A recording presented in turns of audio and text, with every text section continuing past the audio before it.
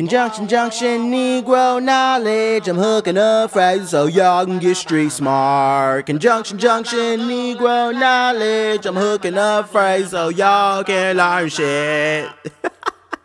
Treat people the way that you want to be treated. Except for in Call of Duty, you can talk shit, that's cool. I needed to be the black Ash Ketchum. It was my destiny to be the Negro Ketchum. But let's talk about why all white people look like spoiled milk when they take their clothes off. Modern warning. Step 1, get money. Step 2, repeat step 1. What is up, YouTube? NWN here, aka the Honorable Black Okage, and welcome back to Negro Knowledge. Now, in case you don't know, this is the show where we're going to educate you on some shit.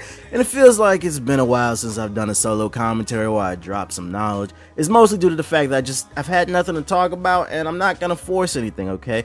Now, in light of this whole Clipper fiasco, there's 3 things that I took from this, okay? We're gonna get straight to the point. 1, Sterling's a racist, but to be honest, I really don't care. I'm not shocked. It's just the way the world is.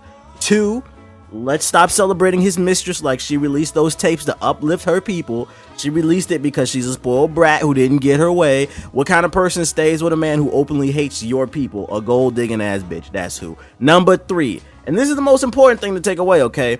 In that first tape, Sterling said his friends are calling him, telling him to control his woman.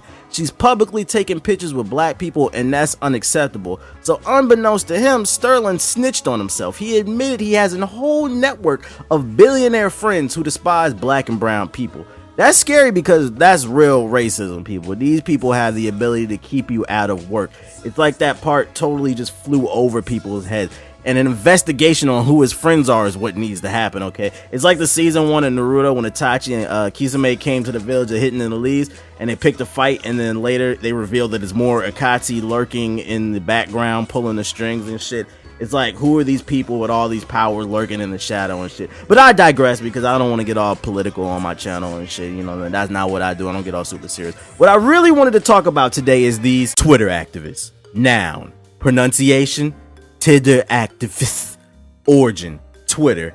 Fake revolutionists on Twitter who pretend to care about current events. They believe their tweets, not actions, can change the world. First it was Stop Coney, then it was Trayvon, and now it's Sterling. People get on the internet and they talk and they talk and they talk about what they gon' do, but really they just running their mouths. Shut the fuck up. It is these fake activists everywhere who really don't care, but they just trying to score some brownie points with the public, or they just trying to get a bunch of retweets on Twitter. And this shit isn't just on Twitter, okay? The players in the NBA are fake activists too. Someone please explain to me how turning your jersey inside out and wearing black socks deters racism. Don't worry, I'll wait.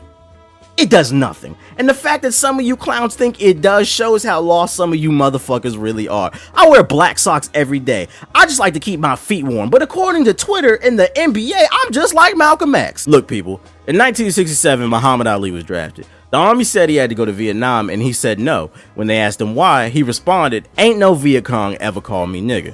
Now, Viet Cong is a little politically incorrect these days, but you get the gist of it. After that, they stripped Ali of his heavyweight championship belt, and they threw him in jail. That's a protest, folks. He protested the war and racism. He's killing 2 birds with 1 stone. But let's take a look at the NBA players today. What did they do?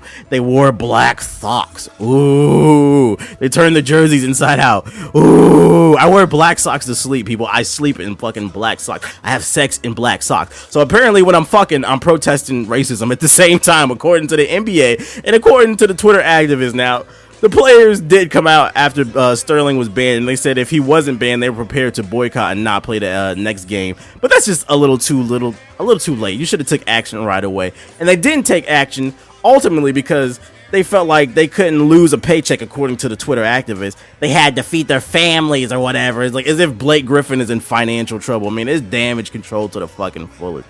If you're not, look, this is the whole point. Because I'm rambling at this point. If you're not willing to make a sacrifice, then you're a fake revolutionist. The dollar controls anything these lost souls do, and it's sad. And it's really got me wondering what's going on.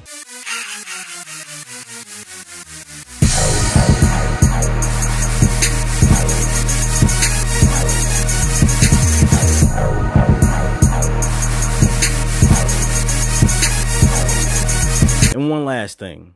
They banned Sterling from attending NBA games for life. This man is 80 years old. If you think he gives a fuck about being banned from games from life. You are truly fucking delusional. This dude has 2 seconds of life left. He's on his fucking deathbed, okay? 2, they fined this man $2.5 million. What is $2 million to a billionaire? Nothing changed, people. Yo, y'all gotta stop buying to this hype.